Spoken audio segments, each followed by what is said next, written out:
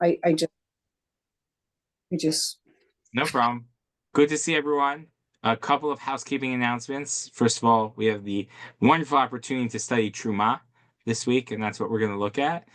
We are going to end a few minutes early so that people, if they wish to join the gathering at the Crown at 12, it starts at 12. I told them we teach till 12:45, 12:35 that people can get there. I plan to make an appearance after this, but we'll stop a little early for that.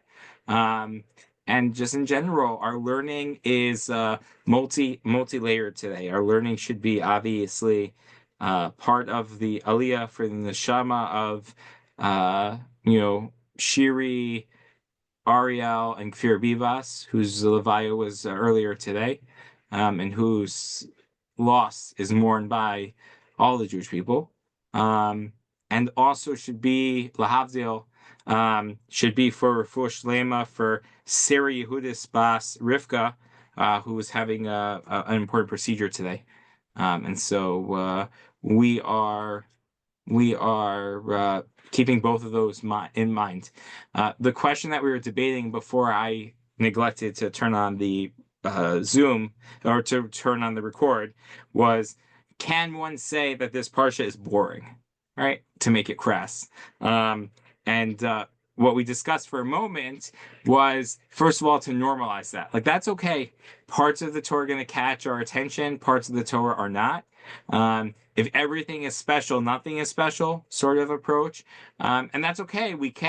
There are parts of the mitzvot that we can invest greater interest in, greater appreciation for, greater understanding. That doesn't mean that we are mizazel, we limit or debase the status of other things.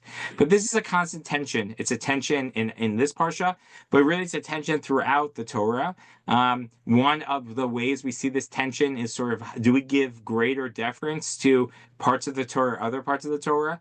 Take, let's say, a random verse of genealogy that we read in the Torah, particularly genealogy that isn't connected to the Jewish people, and the first commandment of the Seder Debrot, right? On the one hand, they're all part of Torah Moshe, and if you're missing one word, one letter of either of them, of the name of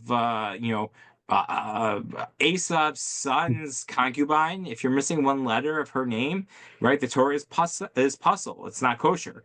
On the other hand, one would hardly imagine the excitement that we get by reading that, and we read the Ten Commandments. And what's the proof for that? Everyone stands in the shul for the Ten Commandments, right? And that's where the Rambam, for example, is actually very uncomfortable with that custom. Why should we stand for part of the Torah, not all of the Torah? Won't people think that parts of the Torah are more significant than the other? So I think it's important to normalize that response. That's A. I think B is to push ourselves to think about, if the Mishkan is presented in as much detail as we receive, besides for it being, the forerunner for IKEA, is there something spectacular or significant that we are supposed to see? And part of that is just a very direct assumption that what we're creating here is different than what has existed in the past. What we're creating here is a lattice, a connection to the spiritual world. And this is already picked up in the commentaries earlier on. We didn't get the opportunity to study this because I was in Israel, but in Parshat Yitro, if you look in Parshat Yitro, I will find you the place in a moment. Right before the Ten Commandments, we read, B'chodesh hashlishi, letzeit b'nei Yisrael mitzrayim ba'yom hazeh ba'u midbar Sinai. On the third day, on the third month, excuse me, to the time when the Jews left Egypt, on this day they came to Sinai. It's interesting to note this is the only time in the Torah where we are given a date and it doesn't start with Uba, and all we get is B'chodesh. Right, all the other ones is Basri Chodesh, B'Shvi Chodesh, but this, but that, Uba that, and then this, and on that. This is the only one that's Ba. Why? So some of the commentaries point out, this is what the rabbi in Nitzanim, when I was there, he mentioned this in his drasha. I forget which commentary he alluded to. he notes that it is connecting it to Har Sinai. I'm sorry, it's connecting Har Sinai to Bereshit, to the bet of the beginning of the world. That we have a new creation that's happening here. We had creation of the physical world, and Sinai represents the creation of the spiritual world. And the building of the Mishkan is a continuation of that, which we will see in a moment. And so the question then becomes, if that's the case, then this isn't just a blueprint for an IKEA Mishkan. This is a blueprint for building a spiritual world that transcends what was just built in the desert. And how do we tie into that? How do we unlock those messages? What do they tell us? What do the construction details tell us about the spiritual world? So, for example, I one of the positions that one of my rebbeim likes to talk about, which I believe I once gave as a sermon, but if not, I'll share it here again. In our Parsha this week, we learned Vasita et Krashim la Mishkan. You should build the planks for the Mishkan. Atse Shitim Omdim. It should be acacia wood or a sort of wood. Omdim. They should be upright, right? So what does that mean? So we are actually taught that this is maybe part of the way that the Mishkan should be built, that it should be laid vertical or horizontal, right? It's almost like a Lincoln log sort of conversation. But the rabbis, Chazal, already delve into this a much greater significance. Rabbi Shimon Bar Yochai famously says, Kol mitzvot kulam ein adam yotzim bahem ela derech gidulasam. Right? All the mitzvos, we're supposed to perform them in the manner in which they grow, right? Now, that has a practical, halachic explanation, meaning when I hold my lulav, how do I orient my lulav? Maybe I should hold it from the bottom up. So we say, derech gidulasan, the way they grow, is required for us to fill the mitzvah. If I take my lulav and I turn it upside down, or I take my hadasim the rav and I stick it in upside down, it won't work. You fulfill the mitzvah, derech gidulasan, right? We lay our schach that way. Perhaps we even hold our bisamim that way, according to some people. That you're supposed to ideally fulfill mitzvot, derech gidulasan, right? So first of all, we're taught a very important halachic detail that part of the building of the Mishkan teaches us, imparts to us part of the way HaKadosh Baruch Hu envisioned that we fulfill our mitzvot. But is there more there, right? Is there more there? Maybe part of this idea is that we're supposed to think a little bit about the way we live, right? Maybe part of this idea is that there's an emphasis on living our lives derech gidulasan, right? We're supposed to develop our approach, but in a natural progression, right? One of the founders of the Hesder Yeshiva I had the privilege of studying in Gush, Rabbi Yehuda Amital, used to emphasize and highlight that part of being a Jew, an observant Jew, meant his answer used to be liot normali, to be normal. You have to be normal in your life. There has to be a balance in your life, right? This imperative to be normal is, for lack of a better term, rooted in this idea of derech gedulasan, right? If the Torah was gifted to us to bring sanctity and holiness into our lives, into society, but not to remove us from life, not to remove us from our engagement with society, right? Religious life is supposed to refine our engagement in the world, not to remove us from the world. This derech gedulasan maybe is a way of highlighting that even as we build a spiritual world for God, it's supposed to be organic with the way that we grow in our lives, right? Not to be a hermit in some mountaintop in the Far East. Rav Moshe Feinstein describes that when we fulfill our mitzvot, we're supposed to not just do them as a mitzvah, but they are supposed to be derech gedulasan. They're supposed to be part of the way in which we grow, right? We're supposed to use it as a platform to inspire ourselves, to push ourselves, to focus on the way we fulfill a mitzvah as a way of rooting spiritual growth. If we just do it to shake the lulav and put it down and do nothing else, so then we haven't fulfilled the mitzvah properly. Part of every mitzvah is derech gedulasan, right? It should be a growth mindset, right? We talk a lot about this in contemporary psychology, right? There are people who have a growth mindset, a static mindset, a dynamic mindset. All of that is tied into this one detail. Atze shitim omdim. You should find acacia wood and you should lay them omdim, standing up. So that tells us how to fulfill mitzvot.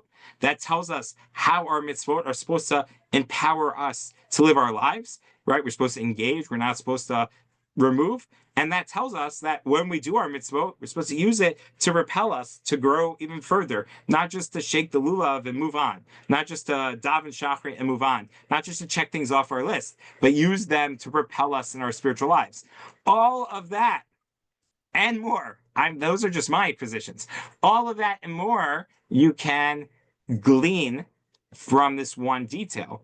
Now you have to go through all of the Parsha, and you have to learn through those details, see what Chazal, our rabbis, teach us is the exegetical value of what we saw, and then try and think about what are the messages there. I'll give you one other example, which I don't have the answer yet to. I haven't given so much thought. I was reading it today.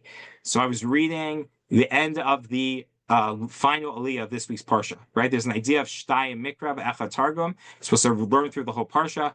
Not to brag, I got a little ahead of myself this week, and it's only Wednesday, and I was reading the last aliyah already. And in it, hold on, I'm just gonna Terumah. So we read about the building of the Mizbeach, building of the altar.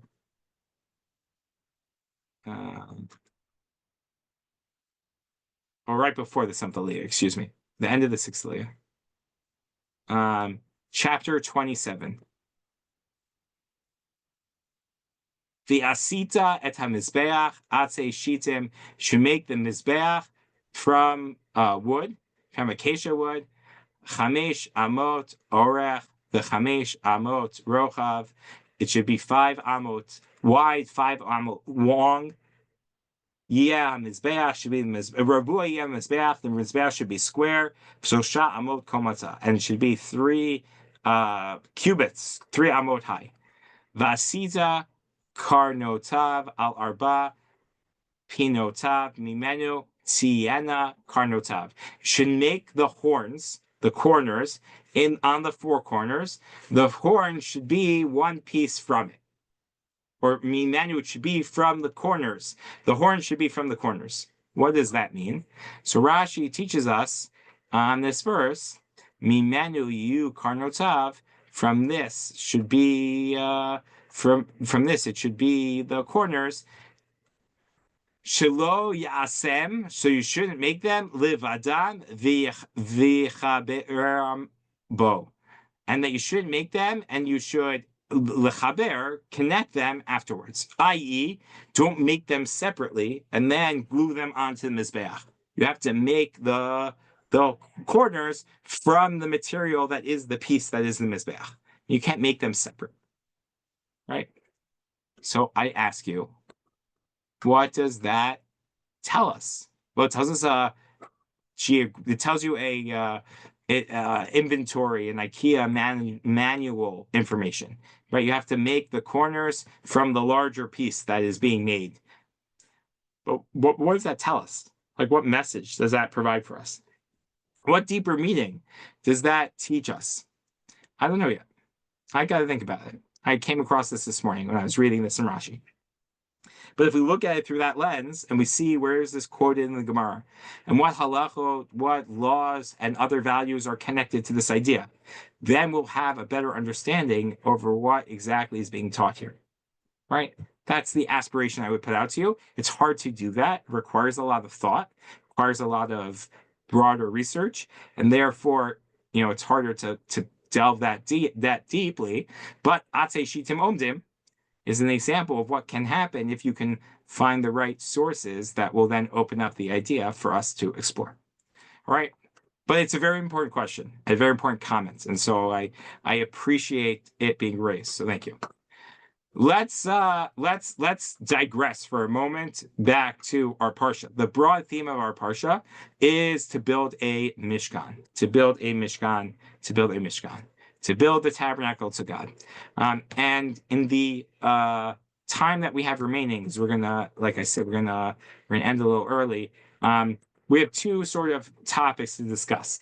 One is the nature of the mizbeach, of the altar, just from like a practical perspective, right? The Torah tells us of different altars, right? The end of Parshat Yitro, we are told, mizbeach adama tasali, make for me an altar from the ground.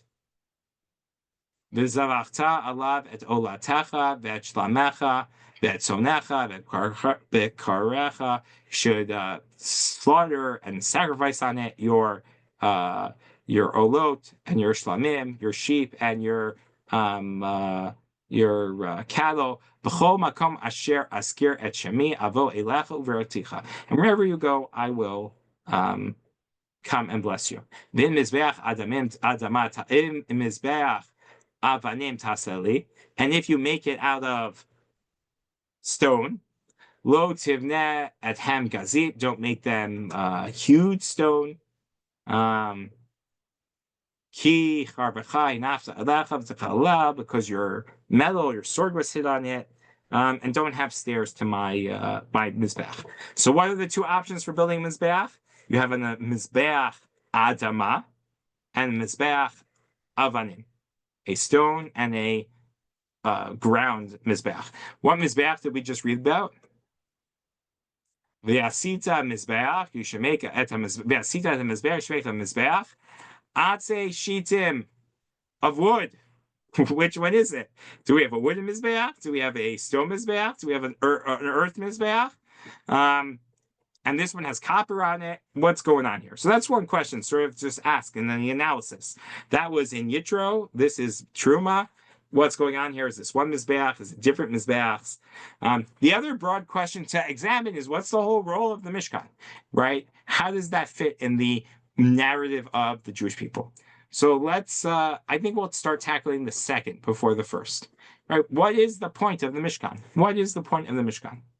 So I ask you, as we're about to spend 5-ish Parsha talking about the Mishkan's construction, and a large part of the rest of the Torah talking about the Mishkan in general, what's the point of the Mishkan? Well, one thing I've heard is it's in order to try to continue the experience of Sinai. Okay, a presence of a Shem people, as well as some of the details. It talks about Moshe going into the cloud, and in Mishkan, the Kohen Gadol creates a cloud before he goes into the Holy of Holies. It's in order to try to recreate and continue that experience. This is one of the things I don't understand. I mean, the root is shahan shochen, I mean, to reside. So it's a place for Hashem to reside, but he doesn't need a place to reside. And the whole concept has always thrown me off a bit. You're assuming, I'll grant you the root is to reside.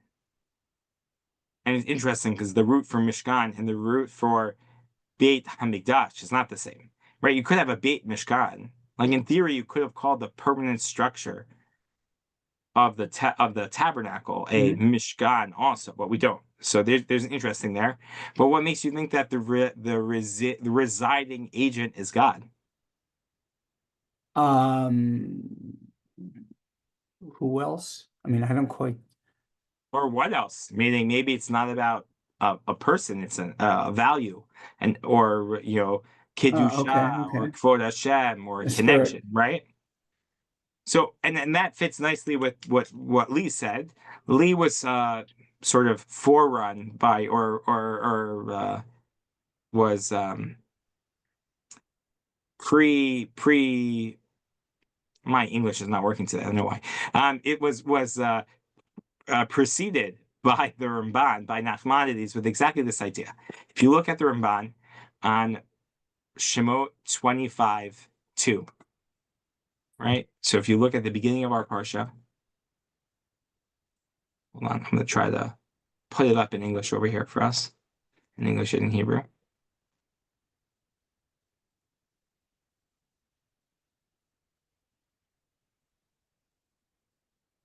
So if you look at the Ramban on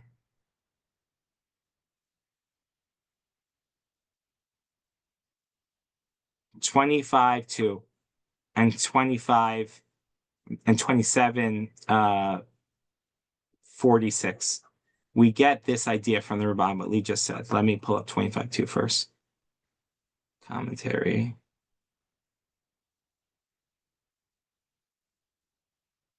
And by two, I mean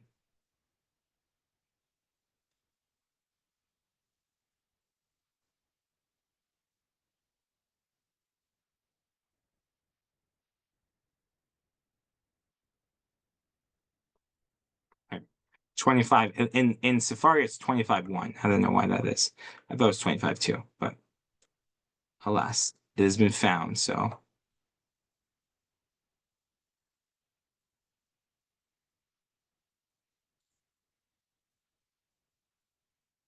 for those who are following at home, you can pull this up in Safari.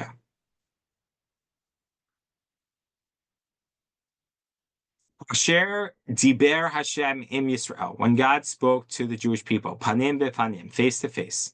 Aseret HaDibrot, the Ten Commandments. V'siva otam al Moshe ksat mitzvot shehem kemo avot limitzvoteim shel Torah. And he commended them some of the mitzvot that are the general principles of the Torah. There's an interesting debate, which we're not going to get into today, but what's the nature of the relationship between the Ten Commandments and the rest of the Torah? Is it sort of like the top 10, a representative 10, a representative 10, right? Those are all different things. The Ramban's of the opinion that it's a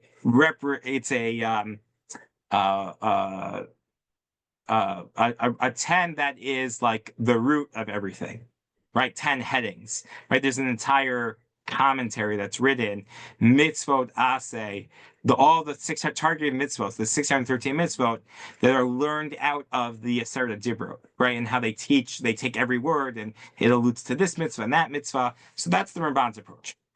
Kasher, just like it was taught to our ancestors, the Yisrael kibel aleim lasot kol ma shetziva al yad Moshe, and the Jewish people followed everything that Moshe agreed to do, everything that Moshe had commanded to them.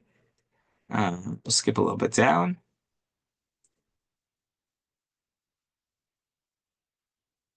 V'heim v'hinehem kedoshim, they were holy. Urim shiu bahem mikdash, and it was appropriate within them that they should be worthy of a sanctuary. Lisharit, to serve God. Lisharot shchinato aleihem, for God to leave to dwell there, sanctuary, God's glory upon them. Therefore, they were obligated to Dvar Mishkan, to make the Mishkan. V'hine, this is the important part. V'hine, Iker Chayfetz HaMishkan.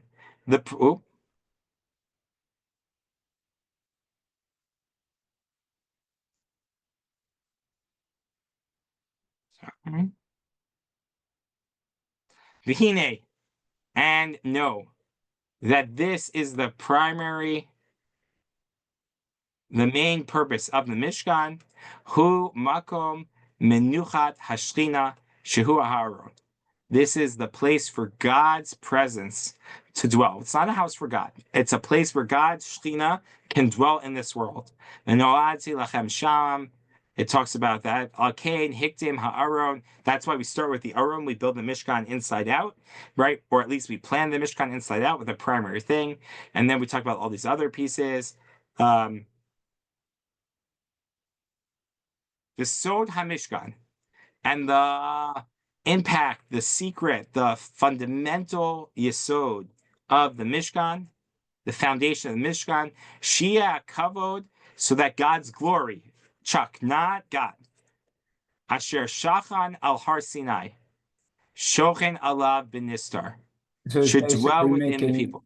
It's basically making a distinction with Shekhinah and Hashem actually reside. Yeah, because part of that is a proximity, is a presence, is an embassy almost, right? Imagine like an embassy for God, as opposed to, home for God. We understand what the point of an embassy is, right?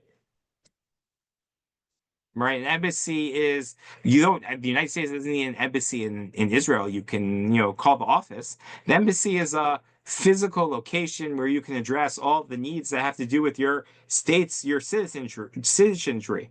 And So that's fortunately, it's in Yerushalayim, not in Tel Aviv. yes, that is fortunate. Just like the temple.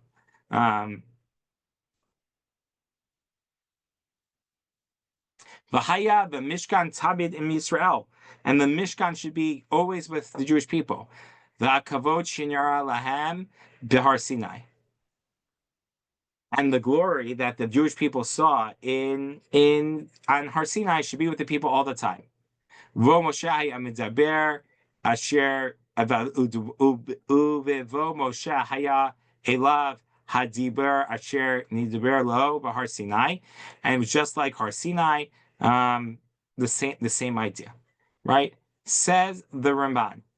The point of the Mishkan that we're building is to capture the experience, the revelation, the closeness with God, and to continue it with the Jewish people. The Mishkan is God's embassy among the Jewish people. And that was the point of the Mishkan. Then is the Mishkan ideal? Of course, that was part of the plan. The Jewish people experience an acute presence of the Almighty, and the plan is for them to be able to dwell with that forever and ever. All right? And that fits with the order which we were talking about in the Torah, right? That's why we just finished Mishpatim, which is part 2 of Revelation. The next task we have to do now that we've finished Revelation is how do we continue Revelation? The Mishkan is a portable Har Sinai that will carry with the Jewish people through the desert, but more importantly, throughout time. Obviously, that's not the way it works out. The Jewish people sin, the Mishkan gets destroyed, but that was the ideal plan. That is option 1. Option 2. And it's not just the Ramban, but we're going to say the Ramban because the Ramban is the exemplar, the knight of this approach. Option number 2 is a tikkun, that the Mishkan is a afterthought.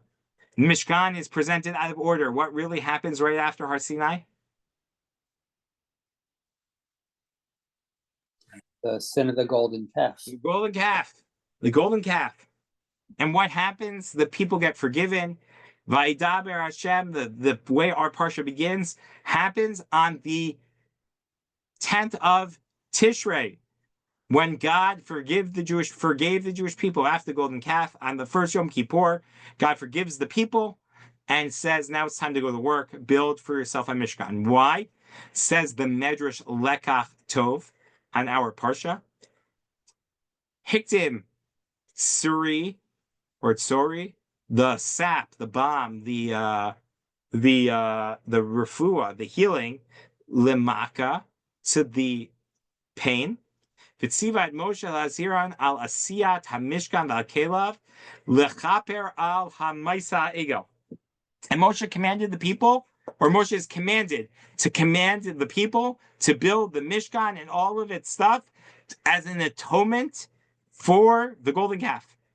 And just like the Jewish people had to gather things, just like the Jewish people gathered things for the golden calf, now they got to gather gold for the Mishkan. And just like Vayakel Moshe et ha'am, Moshe brings all the people together at the end of Shemot, that is a kapara, that is an atonement for Vayakel. Hold on.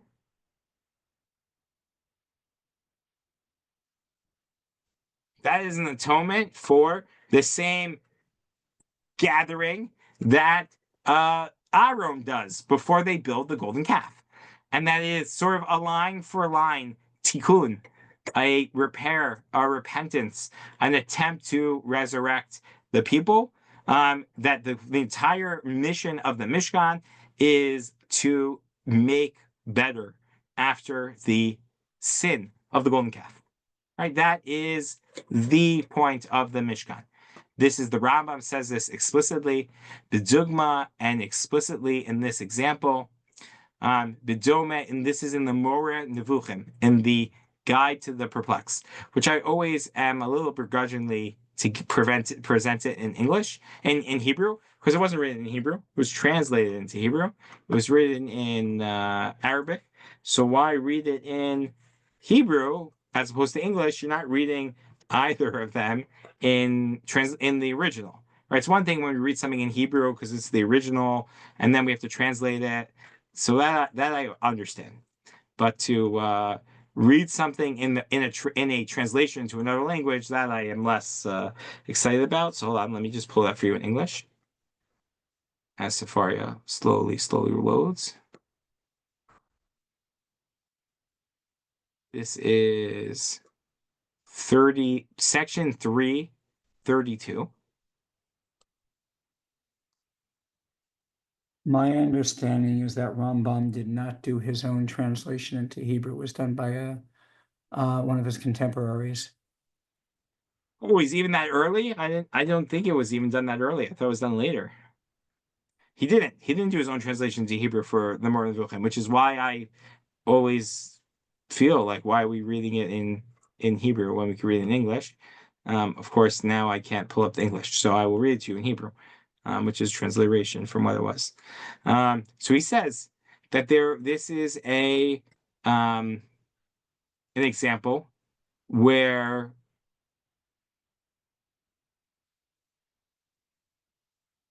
part of the human nature of what was going on required the building of the Mishkan as a representation of what exactly had occurred.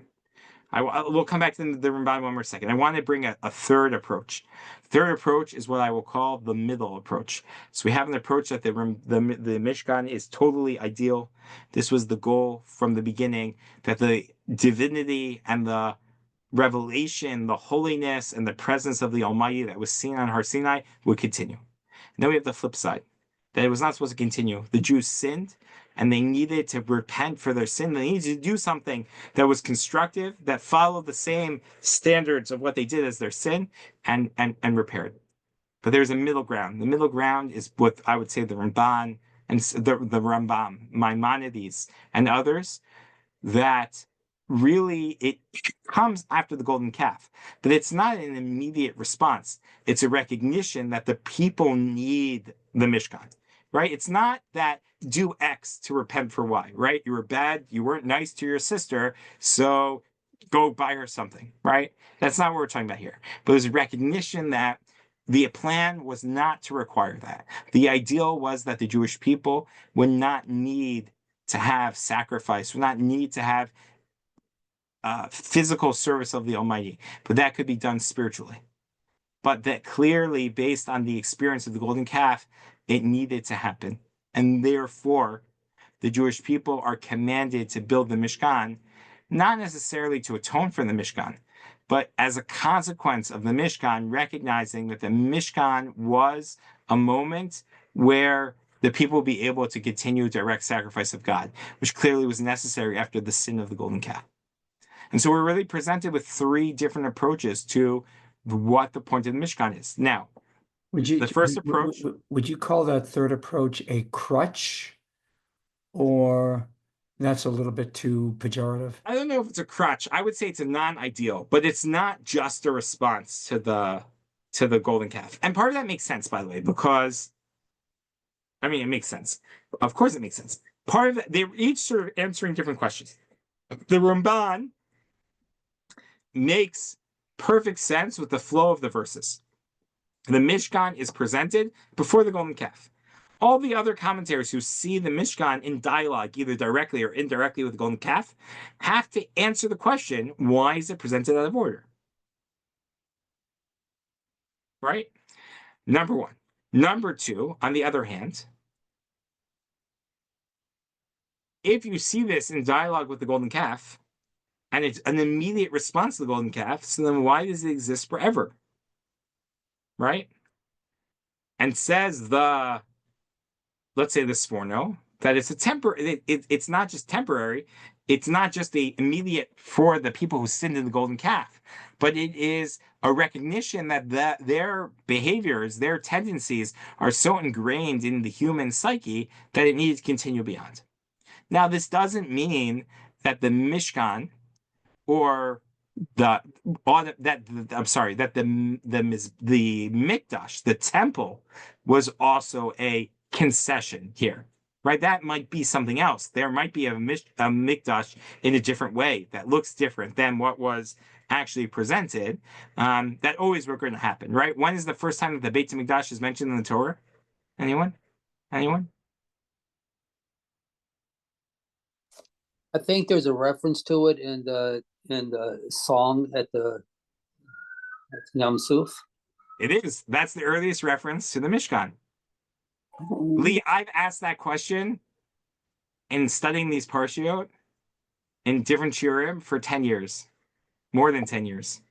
You're the first person to flag the right thing. That's the first reference to the Mishkan, to the Mikdash, excuse me, to the temple.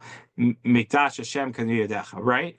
So there clearly is some sort of plan to have some sort of Mikdash, some sort of sanctuary, some sort of temple to God, always. Now, was that going to be like a big study hall to learn and meditate about God, or a place where you bring your sacrifice and you slaughter it? Well, that might be different between plan A, plan B, and plan C.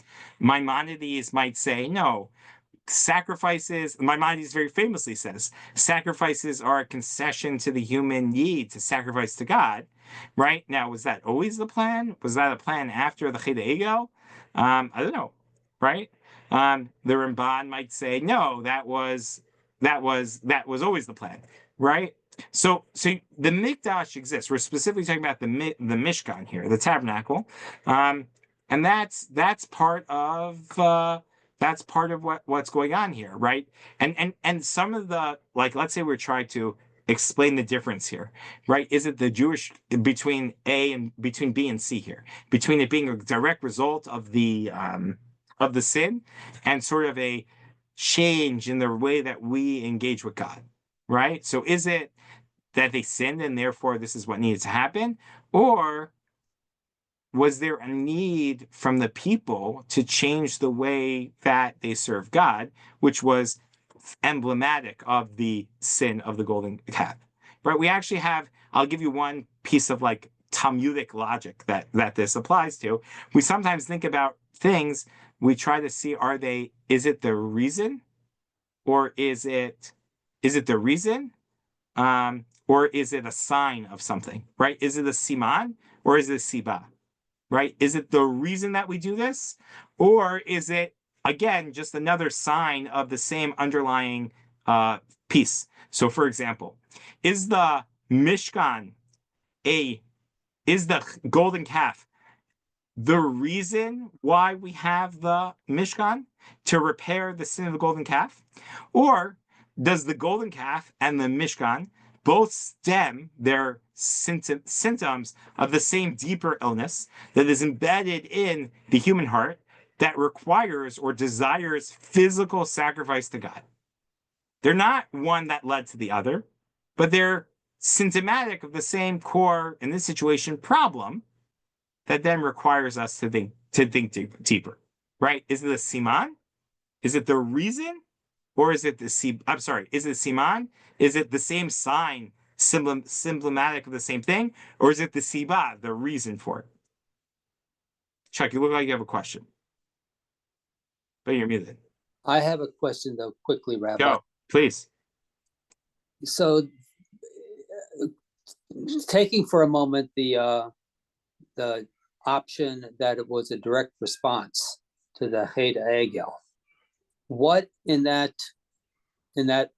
option would have been the role, if any, of Korbanot and Kohanim? What do you mean?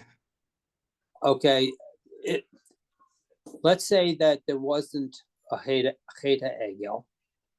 I guess what I'm asking is, if the Mishkan was giving the people something that was a way for them to atone for the golden calf, but we associate Korban and the roles of the Kohanim as serving in the Mishkan, what would have been the role if there wasn't a Mishkan?